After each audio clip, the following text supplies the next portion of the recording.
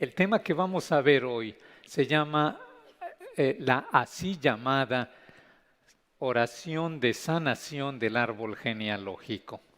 Van a entender el título con el desarrollo de esta ponencia. Primero les voy a presentar un esquema de lo que fue la conferencia de ayer y lo que es la conferencia de ahora, para que se sitúen en el tema que estamos desarrollando. Como ven, empiezo con la palabra esquema. Les voy a contar una breve anécdota. Yo tenía una clase de Derecho Canónico, el profesor era un obispo, nos pedía cada clase una tarea y yo se la entregaba en un esquema. Y un día me dijo: señor Alcántara, se me hace que su mamá lo concibió en un esquema. Como ven, esquema. Praxis pastoral y doctrina que subyace en la llamada oración de sanación del árbol genealógico. Es decir, ¿qué se hace? Fenomenología quiere decir lo que se nos aparece, lo que nosotros vemos que hacen los que promueven esta oración. Y después, ¿en qué consiste esta oración? Tercero, algunas afirmaciones que sostienen esta teoría.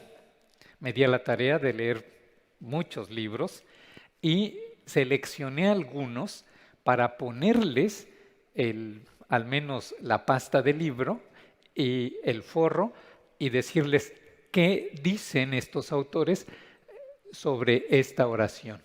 Y cuarto, ¿cuáles son los orígenes de esta novedosa doctrina? O sea, ¿cuándo surge? ¿Dónde surge? ¿Con quién surge? Bien. Seguimos con el esquema. En la parte segunda voy a hablar de la adecuada interpretación de los textos de la Sagrada Escritura, porque quienes promueven estas doctrinas se basan en textos de la Escritura. Pero hay que ver cuál es la adecuada interpretación de estos textos, que es muy importante. Y esto es lo que vamos a ver. Entonces, ¿cuáles son los textos en el Antiguo Testamento que hablan en los que se podría basar esta doctrina? Los vamos a analizar y luego vamos a ver estos textos donde se afirma lo contrario. En los primeros textos se afirma que hay unas consecuencias de los pecados en las generaciones posteriores, pero hay también unos textos en donde se subraya la responsabilidad personal cuando uno comete un pecado. Y lo último, ver en el Nuevo Testamento qué nos dice nuestro Señor Jesucristo. Esta parte del esquema es lo que hablamos ayer.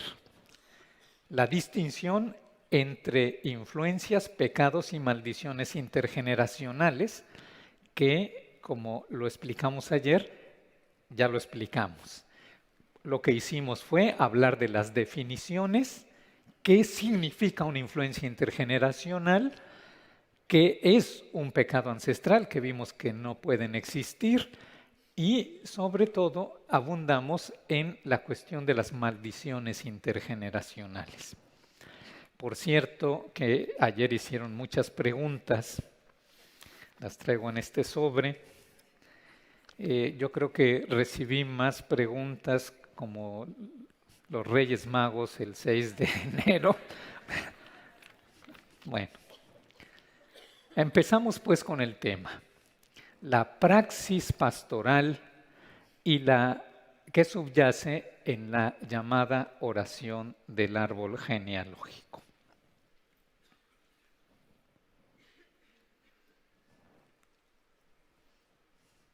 ¿Qué es lo que nos aparece?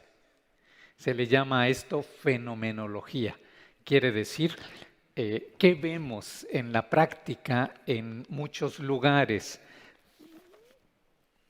Aquí en Estados Unidos se ha dado bastante. Hay algunos sacerdotes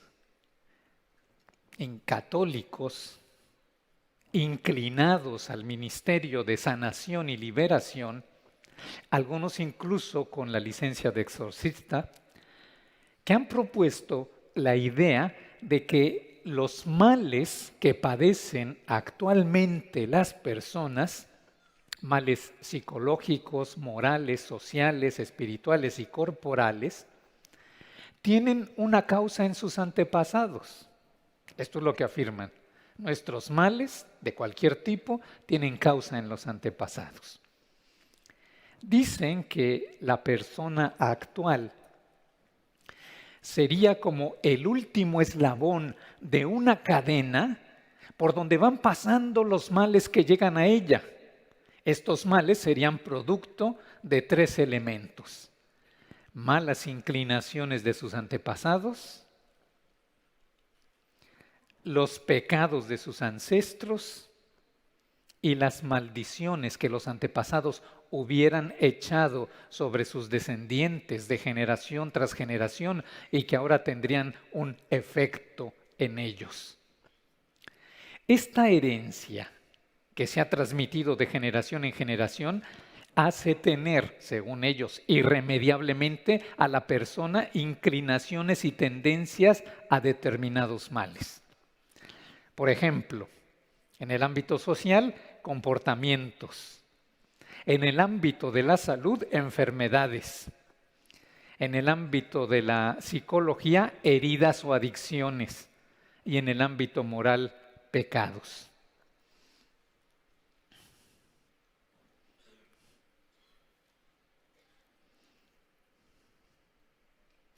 Continúan diciendo, para que la persona pueda sanar y romper esta herencia intergeneracional, debe sanar su árbol genealógico con prácticas religiosas y oraciones específicas que puedan cortar esta nefasta herencia que se ha recibido de los antepasados.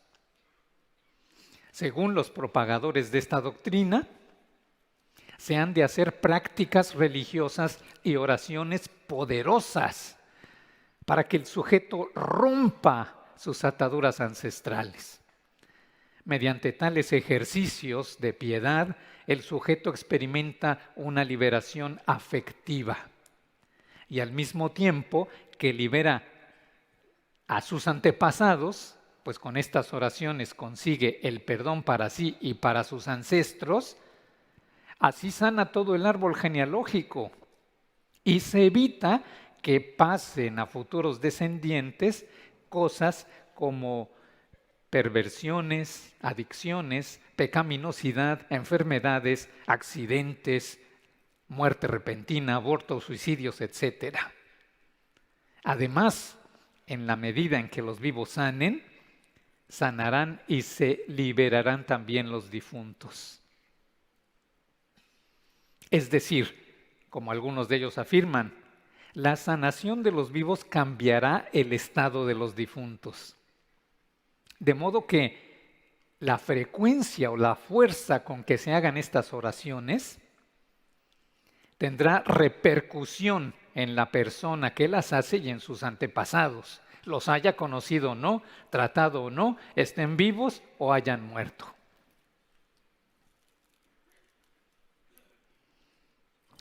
En este ambiente es en el que surgen las llamadas misas de sanación del árbol genealógico y otro tipo de oraciones como de corte generacional, de sello, de toma personal de poder, de expulsión imperativa de los demonios, de dominio personal sobre las fuerzas malignas, de ataduras imperativas de los espíritus malos, especialmente de los que rondan a la persona.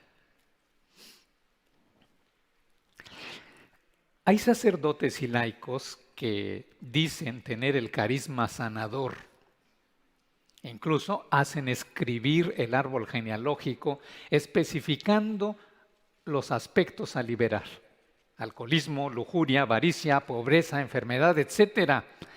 Este árbol genealógico se lleva a una sesión de oración donde el sanador y un grupo hacen oración de sanación y liberación, de corte de espíritus heredados sobre la persona.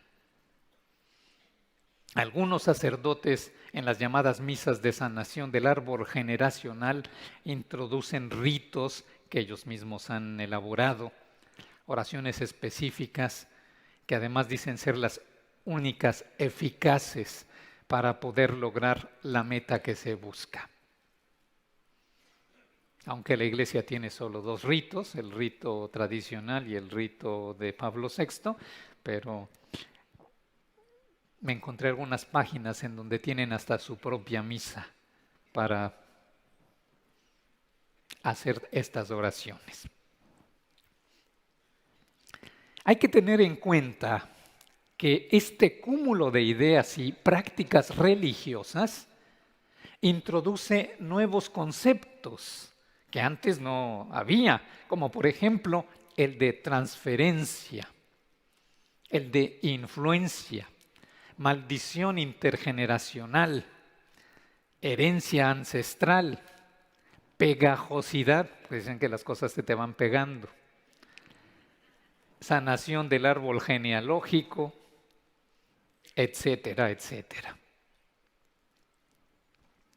Así pues, esta explicación de los males actuales, a la que incluso dan fundamentos bíblicos, como veremos, ha tenido mucha acogida en un gran número de personas. Encuentran en ella una inicial respuesta satisfactoria a los males que les aquejan, al grado de decir que ahora pueden entenderse mejor a sí mismas, pues sus malas inclinaciones, decisiones y problemática en general hunden sus raíces en familiares de otras generaciones que pesan en su actuar, incluso lo determinan, quitándole a ellas cierta responsabilidad en cuanto se actúa bajo la mala influencia de las generaciones familiares que le han precedido y no por propia voluntad. Segundo, ¿qué se entiende por oración de sanación del árbol genealógico? ¿Qué entienden estos autores? Se entiende la oración poderosa que se realiza para liberar a la persona de la influencia de las malas inclinaciones, de los pecados y de las maldiciones de sus ancestros que están causando sus males actuales. Con ella se romperá la cadena intergeneracional. La persona sanará y le quitarán los males que la oprimen. Al sanar ella, también sanarán sus ancestros.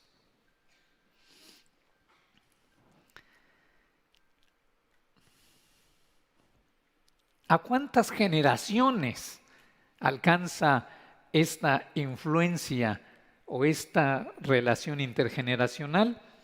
Algunos dicen que a 5 generaciones, otros dicen que a 10 generaciones y otros no dicen a cuántas, dicen es algo indefinido. Bueno, ahora vamos a ver algunas afirmaciones de autores que sostienen esta teoría. Tengo como una lista de unas 20 afirmaciones de cada uno de estos libros que van a aparecer ahí, pero solo voy a leer unas 2 o 3 de cada autor para que se den cuenta de qué dicen al respecto.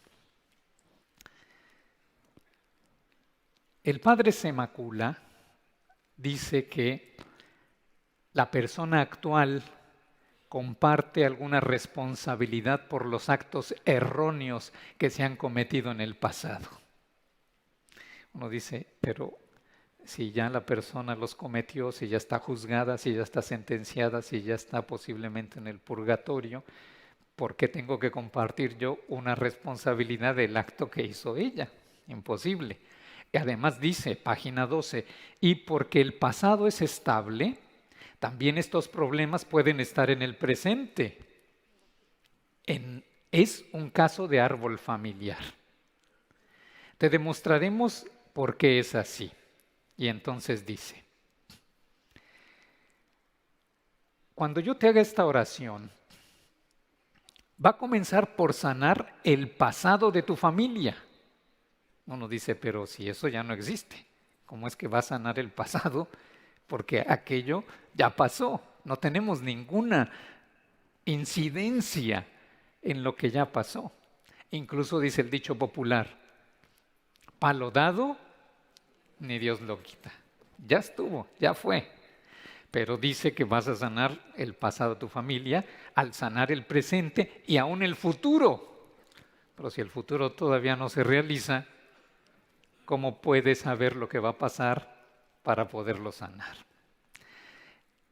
Es así que serás liberado de los principios que el enemigo ha usado por generaciones para encadenar a tu familia.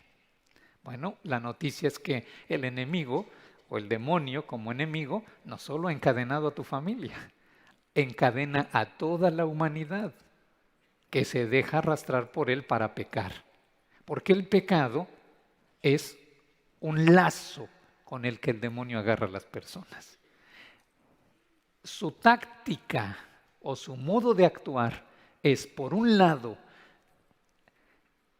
con la tentación para hacerte caer en pecado, y cuando se caen ciertos pecados, un modo de acción extraordinaria, del que hablaré más adelante. Bien. Otro autor llamado Pedro Sánchez Acosta dice, el pecado cometido y no reparado por algunos de nuestros antepasados se llama pecado ancestral. Y sus efectos en la descendencia familiar les llamo daños ancestrales. Por ejemplo, pon ejemplos. El lujurioso causa en sus hijos y nietos una adicción sexual en toda su vida, con secuelas leves o graves, desde el orinarse en la cama aún teniendo 25 años o perder el apetito sexual aún estando con su pareja, necesitando de una ayuda médica, psicológica y religiosa. Página 151. En cambio, el codicioso provoca en hijos y nietos pobreza, rapiña y quiebra. Es decir, que si tu negocio quiebra, no es porque tú seas un perezoso desobligado que no te levantas temprano para ir a trabajar. La culpa la tiene tu abuela. O a lo mejor tu tatarabuela. Bueno. Dice, estos demonios se transmiten a los hijos por vía de generación. Un demonio que se transmita por vía de generación, imposible. Los demonios existen desde que fueron creados buenos y se hicieron a sí mismos malos, y existirán hasta el fin de los tiempos, cuando venga el juicio final. Y no puedes tú estarlos transmitiendo, porque además nosotros no podemos tener poder sobre unos espíritus que en su ser son superiores a nosotros. Siempre están, siempre estarán hasta el fin de los tiempos, tratando de arruinar la felicidad humana que puede encontrar el hombre con Dios. Otro autor, les digo que tengo muchas afirmaciones, unas cuantas nada más. Hamut es un sacerdote argentino y en este libro que ahí aparece dice que tanto al pedir por ellos, por los difuntos, una bendición de Dios, tú serás el primero que serás bendecido por Dios. Bueno, por los difuntos hay que pedir por su eterno descanso, por los fieles difuntos. Pero los difuntos que se han condenado, aunque pidiéramos por ellos, no van a poder salir ya del estado en el que están, porque en la hora de la muerte queda el alma como con una fotografía en donde se congela su última decisión, y si muere en un estado de pecado mortal y sin la amistad de Dios, aquello no hay remedio. El mismo Señor en Mateo, cuando habla del juicio final, a unos les dice: pasen benditos de mi Padre, les tengo un reino preparado para ustedes desde toda la eternidad. Y a los otros les dice: id al fuego eterno, malditos, preparado para el diablo y sus ángeles. Es decir, los que murieron en pecado mortal y enemistados con Dios, aunque pidiéramos por ellos toda la vida, ya no se puede, porque quedó el estado del alma, por así decirlo, congelado en la decisión tomada en ese momento. Bien. Ya no tenemos poder sobre los difuntos o sobre el pasado.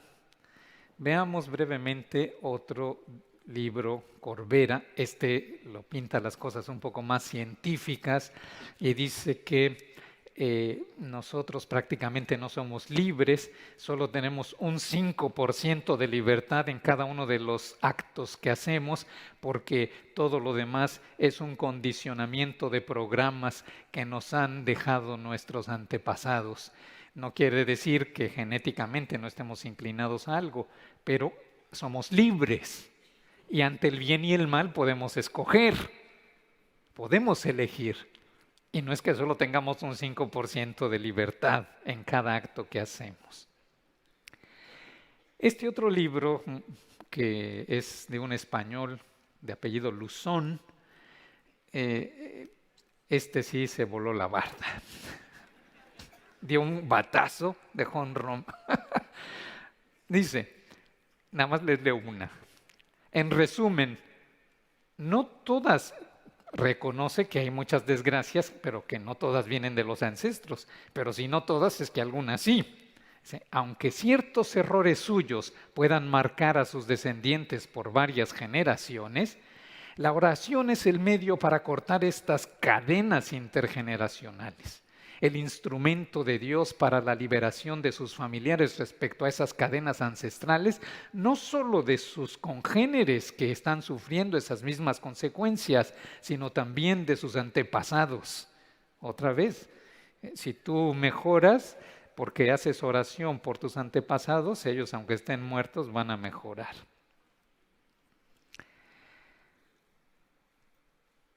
Además, así le arrebatarás el poder de dañar a tus descendientes. Incluso, está duro lo que dice, pero dice, incluso si se han condenado. O sea, como ya explicamos, eso no se puede. Bueno, solo para que vean que esto está en boga, que esto está en muchos libros, en muchas conferencias, etcétera, etcétera, en talleres y demás. Pero vamos a ver cuál es el origen de esta doctrina, es decir, cuándo surgió, dónde surgió y con quién empezó. Antes de la última mitad del siglo pasado, es decir, en 1950, antes de 1950,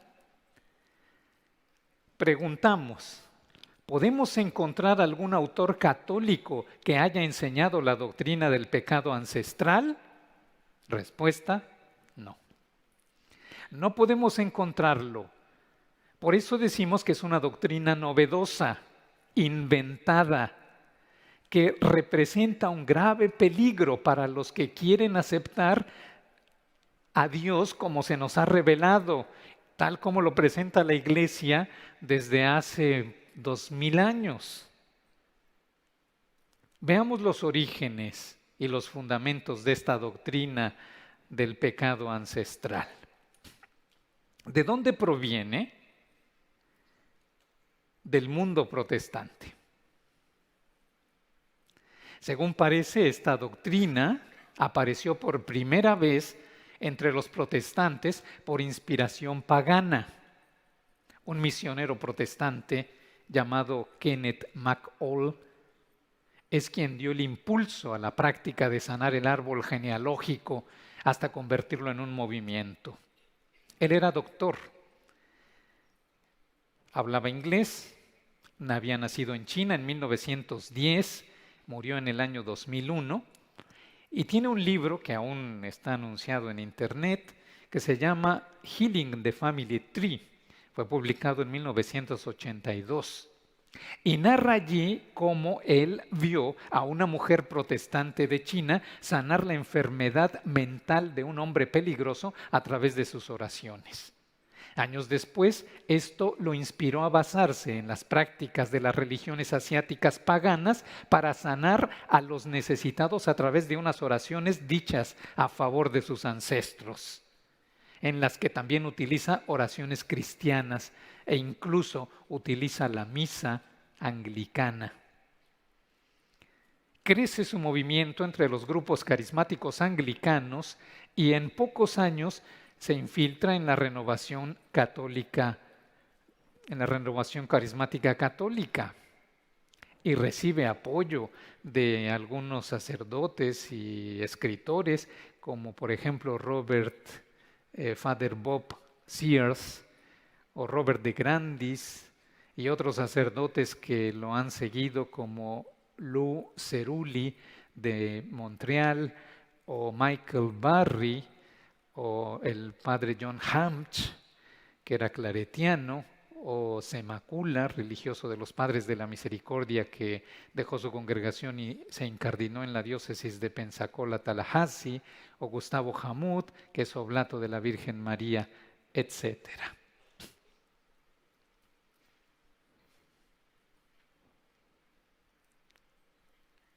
¿Tienen estas ideas algún fundamento filosófico o científico? Veamos. En realidad, no lo tienen.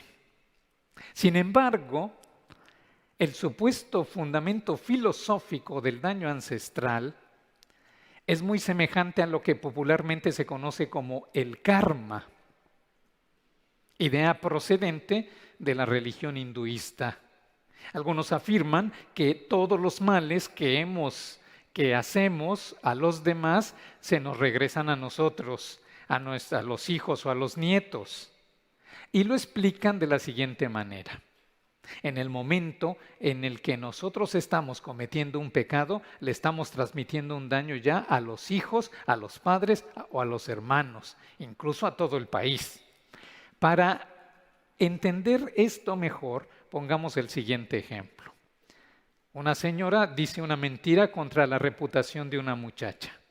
En el momento en el que se dice esta mentira, ya recibieron el daño los hijos presentes y los futuros, incluso antes de que se difunda dicha mentira y se arruine la reputación de esa muchacha. Y además, tu país entero y la creación entera es lastimada por la calumnia hecha a esta señora.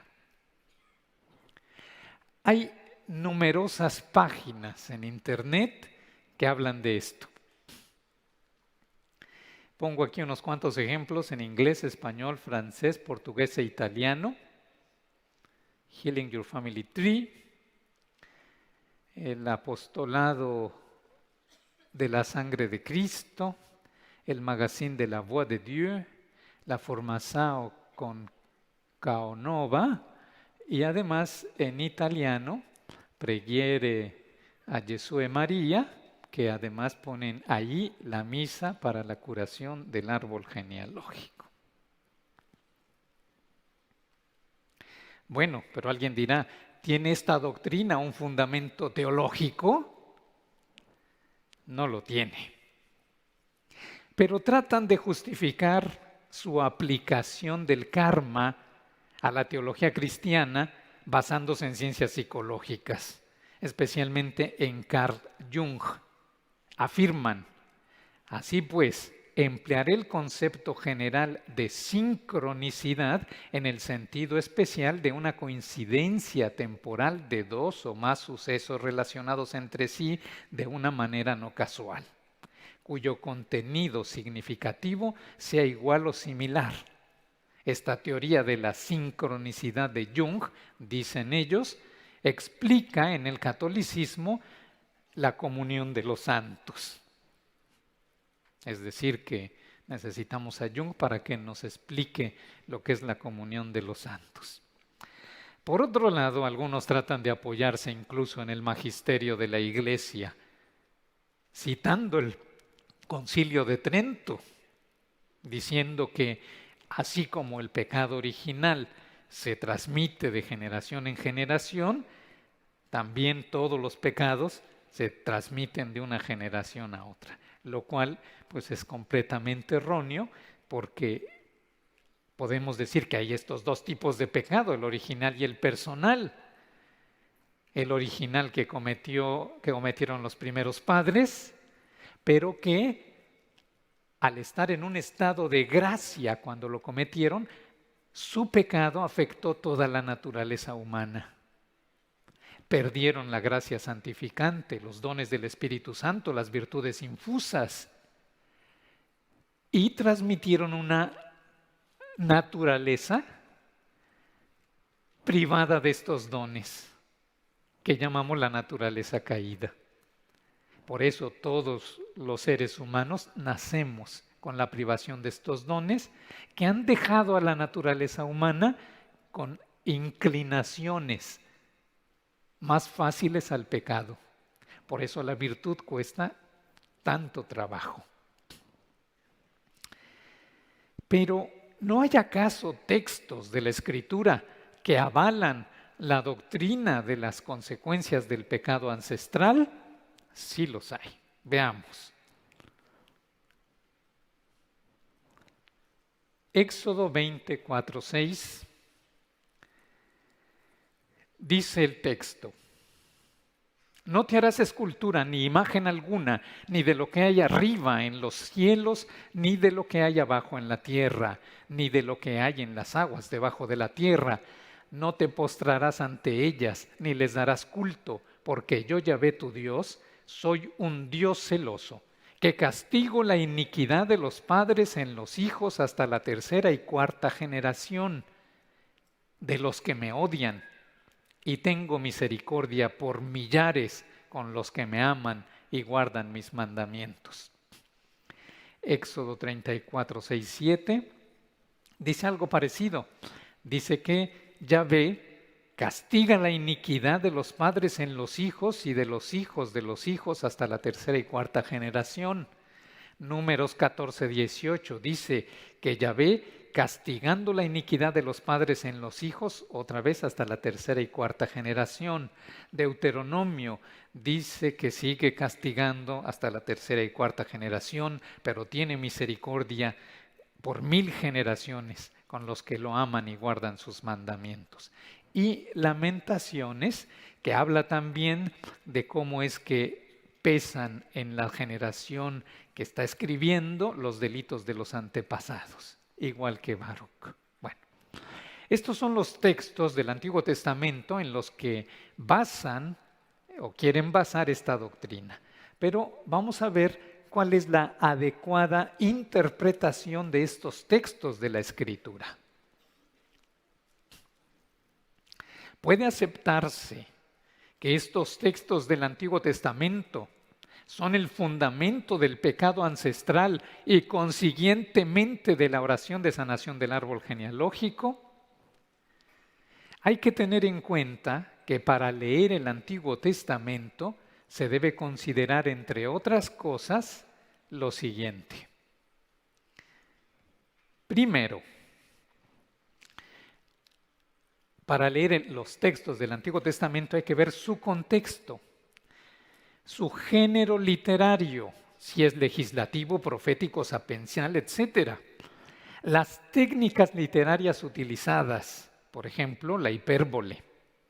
La etapa de la revelación, porque la revelación tiene un progreso, y una cosa es la revelación en sus inicios y otra en su plenitud. Y luego la relación que tiene con el Evangelio y el Nuevo Testamento en general, pues el Antiguo Testamento prepara el Nuevo y el Nuevo se desvela y hace entender el Antiguo. Los libros del Antiguo Testamento adquieren y manifiestan su plena significación en el Nuevo Testamento. También se debe tener en cuenta que la plenitud de la revelación es Jesucristo, y que la interpretación que dio Jesús de esos textos a sus apóstoles es la que cuenta. Y la interpretación que han dado los padres de la Iglesia a lo largo de todos los años que estuvieron los padres y la enseñanza del magisterio sobre el tema. Así pues, un texto del Antiguo Testamento, como cualquier otro de la Escritura, hay que entenderlo en el conjunto de la revelación y no puede dejarse a la libre interpretación, como hacen los hermanos no católicos. Leer estos textos fuera de su contexto, considerándolos aisladamente, independientemente del conjunto de la revelación, puede tener como consecuencia desviaciones en la fe. Por tanto, hay que entender estos textos en un progreso pedagógico de la revelación que llega a su plenitud en Cristo, quien nos enseña el auténtico concepto, por ejemplo, de castigo y de misericordia, que es de lo que tratan estos textos del Antiguo Testamento. Jesucristo es la plenitud de la revelación. Así pues, lo que Él nos diga es la revelación plena y definitiva de Dios. Un breve análisis de estos textos citados. Aquí los pongo, no los vamos a leer porque ya leí algo de ellos, pero vamos a hacer el análisis. Estos tres textos del Éxodo 20, Éxodo 34 y Números 14, el contexto de estos textos es la rebelión en el desierto. Dios pone de manifiesto a los rebeldes su justicia, para lo cual el autor enfatiza las consecuencias de esta rebeldía, porque esas consecuencias van a afectar a las generaciones futuras. Sin embargo, la misericordia del Señor prevalece sobre el pueblo por la fidelidad de unos cuantos. Se trata de un antropomorfismo, es decir, ponen a Dios como si fuera un hombre que se enoja. Ha habido una transgresión y el Señor tendrá que hacer justicia. Moisés intercede y entonces le dice a Moisés, mira, aunque puedo castigar hasta la tercera y cuarta generación, mi misericordia llega hasta la milésima. Y entonces, este modo de escribir es para subrayar la misericordia divina, porque no hay comparación entre 3 o 4 generaciones y 1000 generaciones.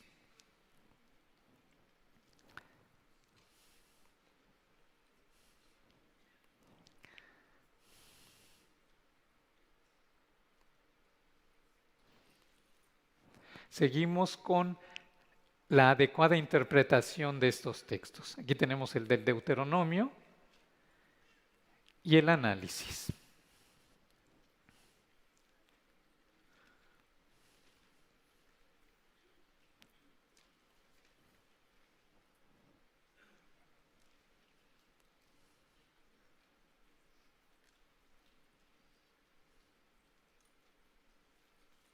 Aquí está.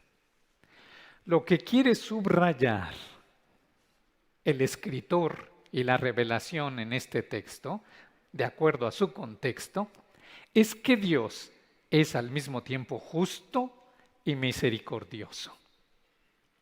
Pero se complace más en la misericordia. Como dice el Salmo 102, no está siempre acusando ni guarda rencor perpetuo. No nos trata como merecen nuestras culpas, ni nos paga según nuestros pecados. De modo que el hombre tiene la conciencia de su propio pecado, pero tiene acceso a Dios, porque Dios perdona. Se trata también de un antropomorfismo, presentar a Dios con características humanas, como en Éxodo 20. Hay que tener en cuenta que estos 4 textos, Éxodo 20, Éxodo 34, Números 14 y Deuteronomio 5, reportan una frase idéntica que habría llegado a ser como un refrán popular relacionado con la misericordia de Yahvé.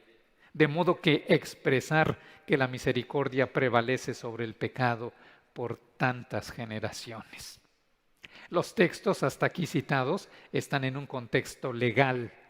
La promulgación de leyes y la amenaza de castigos para quien no cumpla en comparación de la promesa o premio para quien cumpla.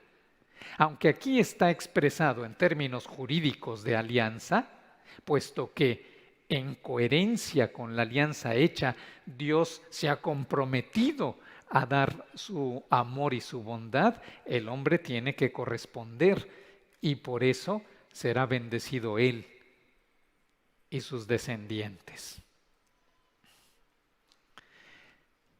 El siguiente texto, el de Lamentaciones, hacemos este breve análisis. Los que han sido deportados como esclavos a Babilonia echan la culpa de estos hechos a sus antepasados y no son capaces de reconocer su responsabilidad individual y su pecado ante Dios. El contexto se trata del reconocimiento de los pecados y las infidelidades de los antepasados, así como la falta de mérito para implorar misericordia desde su extrema postración. Se trata igual de una exageración literaria con la que se reconoce la propia miseria como imposibilidad de retornar a la vida y por tanto una dependencia absoluta de la misericordia divina.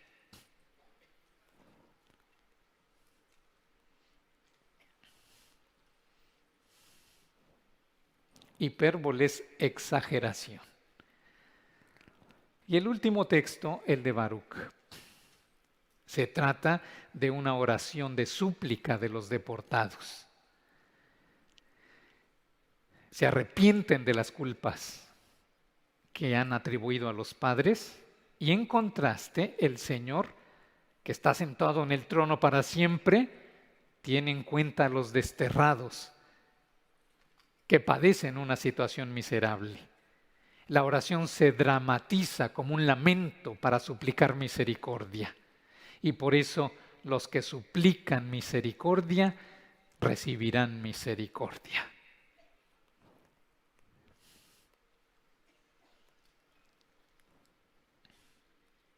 Sin embargo, a pesar de estos textos que hablan de esa relación entre el pecado de los antepasados con los contemporáneos a los profetas y a los escritores sagrados, hay otros textos contrarios en el mismo Antiguo Testamento que hablan de la responsabilidad del pecado personal.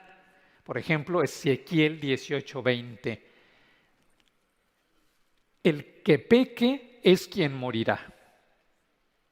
El hijo no cargará con la culpa de su padre, ni el padre con la culpa de su hijo. Al justo se le imputará su justicia y al malvado su maldad. Jeremías 31, 29, 30.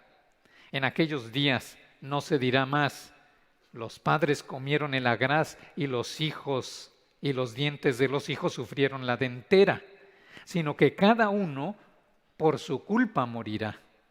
Quien quiera que coma el agraz, la uva agria, ese tendrá la dentera. Ezequiel 18:1-4 habla de lo mismo, el mismo refrán que decía Jeremías, pero añade que el que peque, ese morirá. Y también Daniel, que dice, Yahvé, a nosotros la vergüenza porque nosotros somos los que hemos pecado contra ti. Como ven, ya la revelación en el Antiguo Testamento hablaba de la responsabilidad del pecado de cada uno. Pero ¿qué nos dice el Nuevo Testamento? Porque esto es la plenitud de la revelación.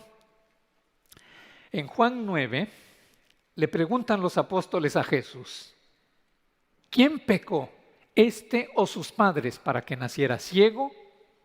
Responde Jesús, ni este pecó ni sus padres, mas para que las obras de Dios se manifiesten en él. Y esta es la auténtica interpretación que hemos de tener presente. Por eso los santos padres, como por ejemplo San Agustín y después San Juan Crisóstomo, hablan de que no hay en el pecado más que una culpa personal y una pena personal que es intransferible. Vamos a pasar, las siguientes son las que de lo que ya vimos ayer, pero como esto pasa de a una por una, voy a irme rápido. Esperemos que no haya tráfico y que esto no se atore, que no le toquen semáforos. Esto lo hemos visto ayer, por eso no lo explico y lo paso rapidísimo para que pasemos a la parte de conclusión que vamos a ver ahora, porque me interesa dejar un buen tiempo para las preguntas. Pueden hacer las preguntas que gusten, no sé si habrá tiempo para contestarlas todas, pero me van a hacer favor de pasar a recoger su papelito y aquí sacaré algunas para contestarlas.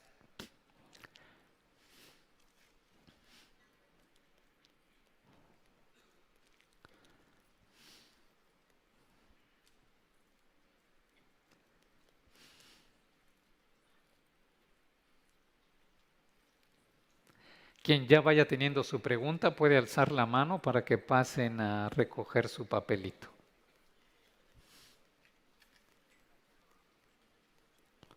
La conclusión es muy interesante.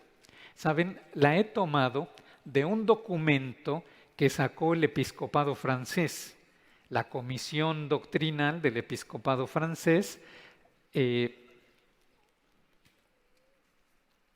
trató de responder a una pregunta, a la pregunta que hacían sobre las misas de oración de sanación del árbol generacional. Incluso estudiaron el libro del padre Hamch para poder precisar acerca de qué estaban hablando y por qué decían lo que decían.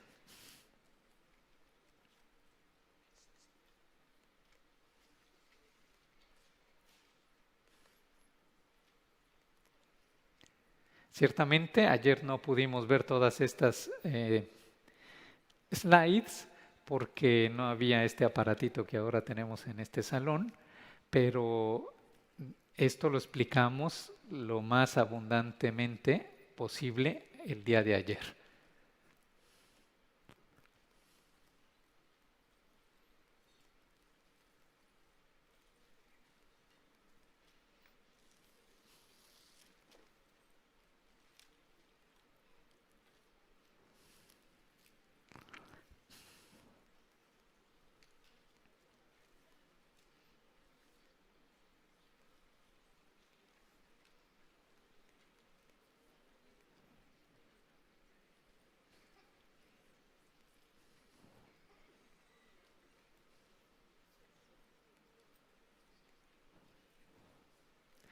No sé si quien tiene ahí las slides podemos poner la 40 y así no me voy de a una por una.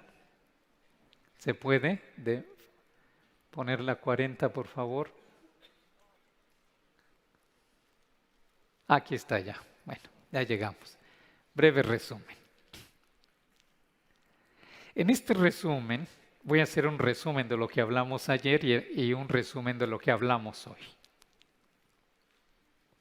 Primero, ¿qué es lo que sí puede transmitirse de una generación a otra? ¿Qué sí puede transmitirse? Se puede transmitir todo lo que recae en el ámbito físico, sea corporal, biológico o genético, eso se transmite de una generación a otra, o sea material, uno le puede dejar sus bienes a otro, o puede dejarle su trabajo, o le deja un estatus social, etc.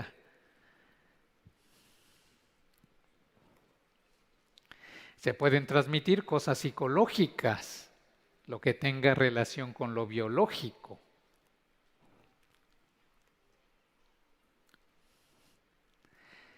Pero ¿es lo mismo transmitir que influir de una generación a otra? No.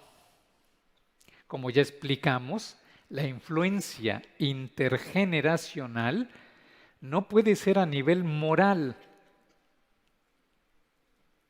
Se reduce netamente a un aspecto ambiental, de ejemplo o de educación. Y en esto hay que entender una cosa muy interesante. La cuestión que podríamos llamar de psicología sistémica es muy interesante, les puede dar mucha luz. Una persona, por ejemplo, que es alcohólica, sus hijos podrían tener esa inclinación e incluso hacerse alcohólicos. Pero en realidad no es que el alcohólico sea el único que bebe. Podríamos llamar a este el alcohólico mojado y a toda la demás familia alcohólica seca, porque ellos no beben, pero están en un ambiente, un ambiente, es a lo que se llama un sistema alcohólico, en el que se enfrentarán los problemas alcohólicamente, es decir, evadiéndolos o posponiéndolos o dándose alguna adicción. Pero la inclinación del alcohólico no se la pasa al hijo, sino por el ambiente que hace y en el que vive, el modo en el que se enfrenta la vida y los problemas son todo un sistema que hacen que la persona, por mal ejemplo y por ese ambiente, se incline más a caer en el alcoholismo, por ejemplo.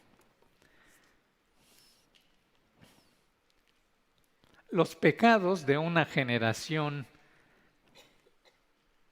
a otra se pueden transmitir. No. Los pecados en cuanto a la culpa o a la pena son intransferibles, porque el que lo comete tiene la culpa de haberlo cometido y el que lo comete tiene la pena que se merece por ese pecado. Pero las maldiciones se pueden transmitir. Las maldiciones naturales, como decíamos ayer, no tienen poder que exceda la materialidad de las palabras. Pero si esas maldiciones se le pueden pedir a Dios, si Él hiciera caso, lo haría. Pero ordinariamente no hace caso a caprichos o a mala voluntad de sus criaturas. Sin embargo, las maldiciones preternaturales, es decir, las que se piden al demonio, pueden tener efecto por permisión divina y dependen del estado del que la profiere y del estado del agraviado. Las llamadas misas o oraciones para sanar el árbol genealógico son parte de la doctrina y la liturgia de la Iglesia. No.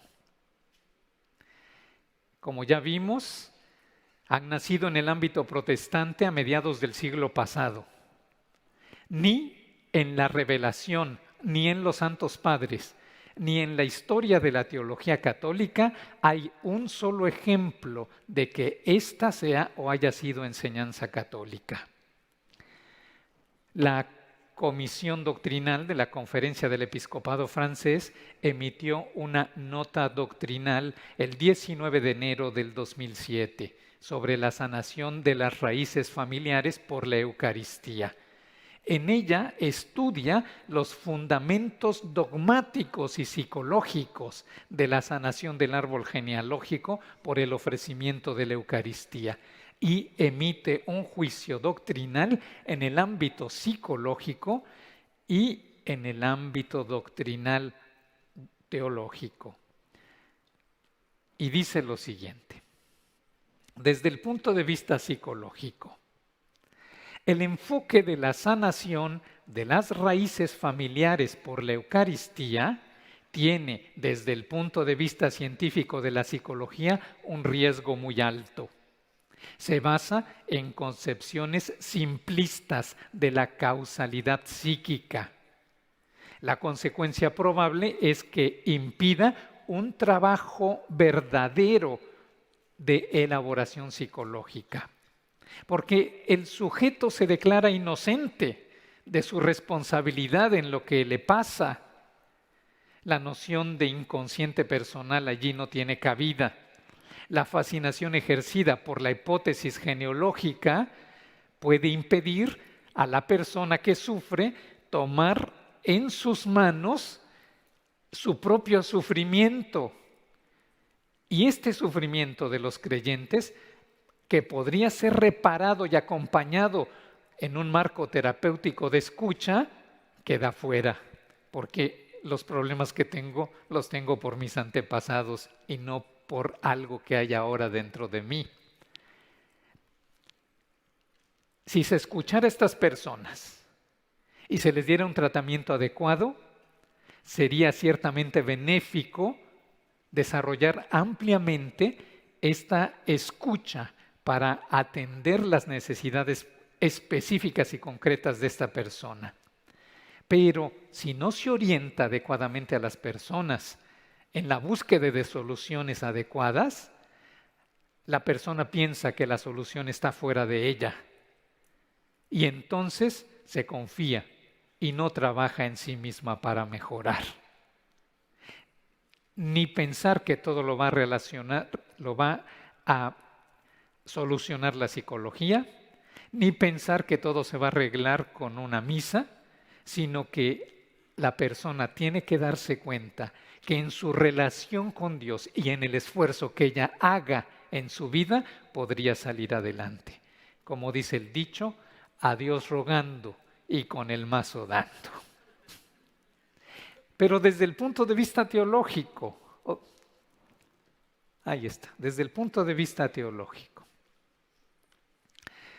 una apreciación doctrinal, dicen ellos, se basa en un estudio concreto. Y ellos estudian el libro del padre Hamch, que fue publicado en Estados Unidos en 1986, que se llama La sanación del árbol genealógico por la Eucaristía, y después fue traducido al francés en el 2002.